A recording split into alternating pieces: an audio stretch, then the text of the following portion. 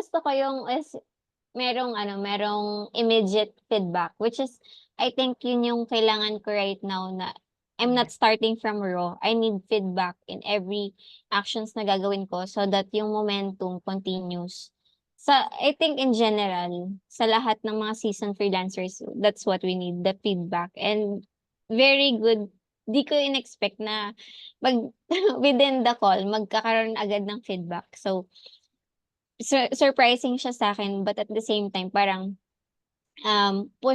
extra push siya na, "Okey, na-start ko na talaga 'to, this is real." So, now I need to check my numbers ta's yun nga content. So, yun. I really like yung Yay! feedback na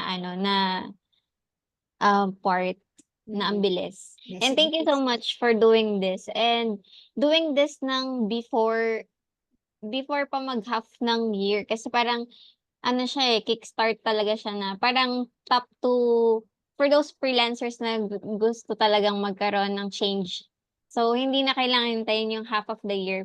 Yeah. For sure maraming maglo-launch ng July because parang ang tema is done na yung half of the year. Pero eto, this is good for those na parang ngayon pa lang nag-o-overthink na paano na yung June ko, parang gano'n. So, Yay! perfect ano talaga siya, perfect timing.